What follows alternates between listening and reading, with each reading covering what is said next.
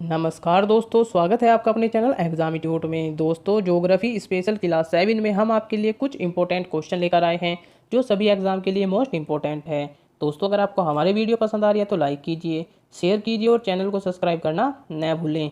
चलते हैं क्वेश्चन की तरफ। क्वेश्चन नंबर 1, ज्योग्राफी शब्द किसने प्रतिपादित किया था? आपके पास ऑप्शन है इस प्रकार।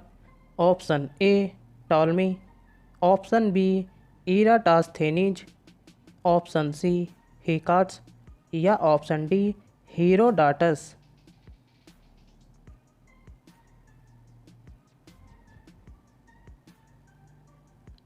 इसका सही आंसर है दोस्तों ऑप्शन बी इराटास्थेनीज। डिटेल में जान लेते हैं दोस्तों इसके बारे में। सर्वप्रथम प्राचीन यूनानी विद्वान इरेटोस्थनीज ने भूगोल को धरातल के एक विशिष्ट विज्ञान के रूप में मान्यता दी। इसके बाद हीरोडोट्स तथा रोमन विद्वान स्ट्रेबो तथा क्लॉडियस टालमी ने भूगोल को सुनी इतिहासचित स्वरूप प्रदान किया। इस प्रकार भूगोल में कहाँ, कैसे, कब, क्यों व कितने प्रश्नों की उचित व्याख्या की जाती है। भूगोल शब्द दो शब्दों से मिलकर बना है, भू प्लस गोल। यहाँ भू शब्द का तात्पर्य पृथ्वी और गोल शब्द का तात्पर्य उसके गोल आकार से है। अगले क्वेश्चन की तरफ चलते हैं दोस्तों। क्वेश्चन नंबर 2, प्रारंभ में एक अविभाजित विशाल खंड क्या कहलाता था? आपके पास ऑप्शन है इस प्रकार। Option A Pangaea, option B prairies, option C Pyrenees या ऑप्शन डी पेंथालसा।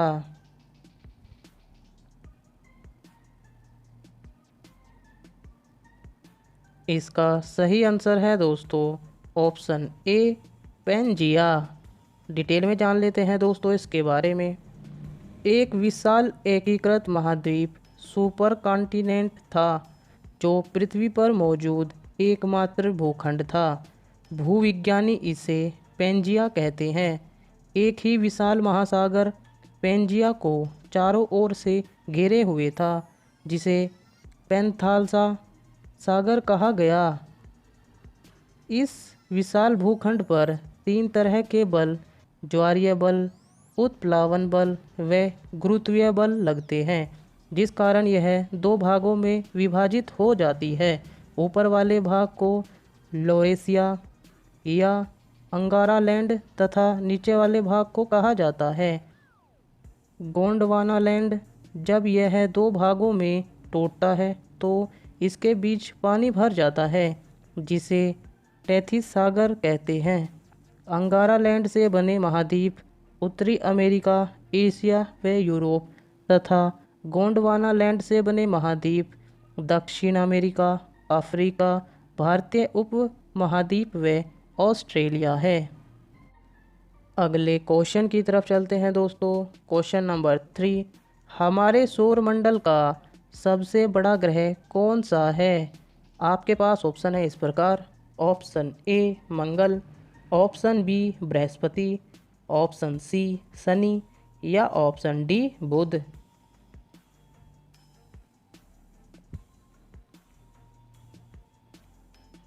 इसका सही आंसर है दोस्तों ऑप्शन बी बृहस्पति। डिटेल में जान लेते हैं दोस्तों इसके बारे में। बृहस्पति सूर्य से 5वां और हमारे सौरमंडल का सबसे बड़ा ग्रह है। यह एक गैस दानव है जिसका द्रव्यमान सूर्य के 1000वें भाग के बराबर तथा सौरमंडल में मौजूद अन्य 7 ग्रहों के कुल द्रव्यमान का 2.5 गुना है। बृहस्पति को शनि, अरुण और वरुण के साथ एक गैसीय ग्रह के रूप में वर्गीकृत किया गया है। अगले क्वेश्चन की तरफ चलते हैं दोस्तों। क्वेश्चन नंबर 4, सौरमंडल का सबसे दूर का ग्रह कौन सा है? आपके पास ऑप्शन है इस प्रकार। Option A Varun, option B Mangal, option C Prithvi या ऑप्शन डी शनि।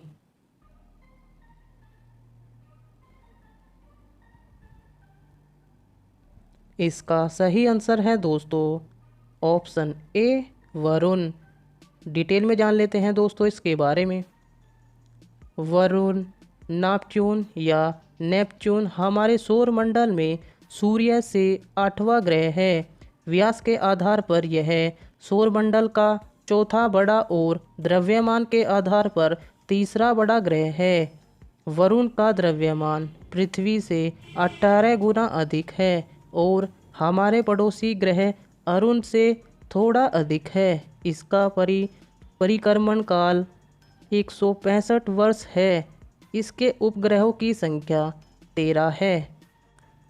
अगले क्वेश्चन की तरफ चलते हैं दोस्तों। क्वेश्चन नंबर 5, सूर्य की सबसे बाह्यतम परत को क्या कहते हैं? आपके पास ऑप्शन है इस प्रकार। ऑप्शन ए वर्णमंडल, ऑप्शन बी प्रकाश मंडल, ऑप्शन सी किरीट कोरोना या ऑप्शन डी स्थल मंडल।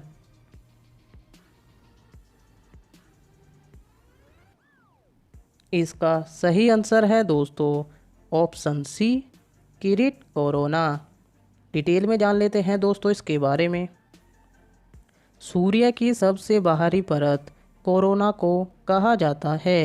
सूर्य अथवा सूरज सौरमंडल के केंद्र में स्थित एक तारा जिसके चारों तरफ पृथ्वी और सौरमंडल के अन्य अवयव घूमते हैं।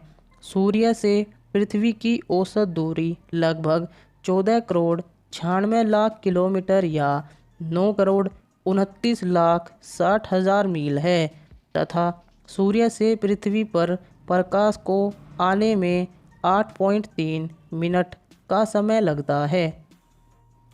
अगले क्वेश्चन की तरफ चलते हैं दोस्तों। क्वेश्चन नंबर 6, नासा ने किसका अध्ययन करने के लिए मैसेंजर सैटेलाइट लॉन्च किया था? आपके पास ऑप्शन है इस प्रकार। Option A Budh, option B Shukra, option C Shani या ऑप्शन डी बृहस्पति।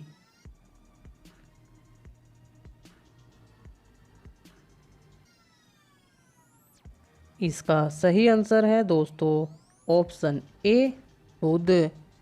डिटेल में जान लेते हैं दोस्तों इसके बारे में। Messenger, Mercury, surface, space, environment, geochemistry and ranking Budh ग्रह की परिक्रमा कर रहा नासा का एक रोबोटिक अंतरिक्ष यान है। ऐसा करने वाला यह उस समय का पहला अंतरिक्ष यान भी है। अगले क्वेश्चन की तरफ चलते हैं दोस्तों। क्वेश्चन नंबर 7, निम्नलिखित में से किस पिंड में हीलियम 4 प्रचुर मात्रा में है? आपके पास ऑप्शन है इस प्रकार। Option A Prithvi, option B Chandrama, option C Shukra या ऑप्शन डी मंगल।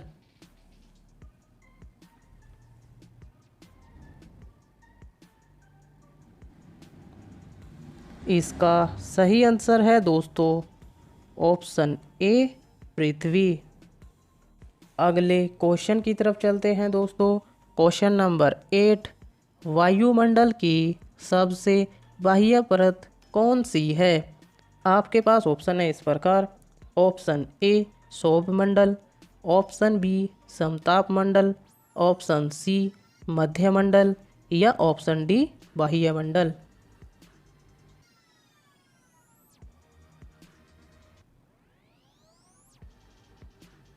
इसका सही आंसर है दोस्तों ऑप्शन डी बाह्यमंडल। डिटेल में जान लेते हैं दोस्तों इसके बारे में।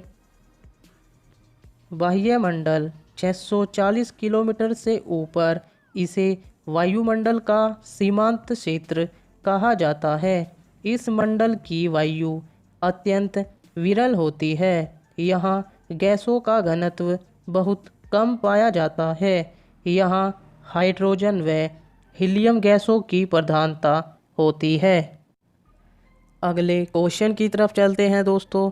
क्वेश्चन नंबर 9, वायुमंडल की वह परत जिसमें वायुयान उड़ते हैं। आपके पास ऑप्शन है इस प्रकार। ऑप्शन ए सौभमंडल, ऑप्शन बी समताप मंडल, ऑप्शन सी आयन मंडल या ऑप्शन डी मध्यमंडल।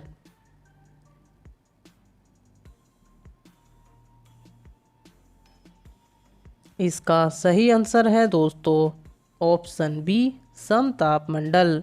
डिटेल में जान लेते हैं दोस्तों इसके बारे में। इसका विस्तार 8 या 18 किलोमीटर से 50 किलोमीटर तक होता है। इसमें ओजोन परत 15 से 35 किलोमीटर पाए जाने के कारण इसे ओजोन मंडल भी कहते हैं। ओजोन गैस सूर्यक विकिरण की हानिकारक पराबैंगनी किरणों को सोख लेती है और उन्हें भूतल तक नहीं पहुंचने देती तथा पृथ्वी को अधिक गर्म होने से बचाती है। इस मंडल में प्रारंभ में तापमान स्थिर रहता है तथा 20 किलोमीटर के बाद बढ़ने लगता है। ऐसा ओजोन गैसों की उपस्थिति के कारण होता है जो कि पराबैंगनी किरणों को अवशोषित कर तापमान बढ़ा देती है। समताप मंडल बादल तथा मौसम संबंधी घटनाओं से मुक्त रहता है। इस मंडल के नीचे भाग में जेट वायुयान के उड़ान भरने के लिए आदर्श दशाएं हैं। अगले क्वेश्चन की तरफ चलते हैं दोस्तों। क्वेश्चन नंबर 10 लास्ट क्वेश्चन है दोस्तों, क्वेश्चन ऑफ द डे। निम्नलिखित में से किस ग्रह के सबसे ज़्यादा उपग्रह हैं। आपके पास ऑप्शन है इस प्रकार। Option A Brihaspati, option B Shani, option C Mangal या ऑप्शन डी अरुण। दोस्तों जैसे कि आप सभी को पता है क्वेश्चन ऑफ द डे का आंसर आपको कमेंट बॉक्स में करना होता है। साथ ही आपने 10 में से कितने आंसर सही किए हैं ये भी आपको कमेंट बॉक्स में करना है। दोस्तों अगर आपको हमारी वीडियो पसंद आ रही है तो लाइक कीजिए, शेयर कीजिए और चैनल को सब्सक्राइब करना न भूलें। बने रहिए हमारे चैनल के साथ। जय हिंद, जय भारत, धन्यवाद।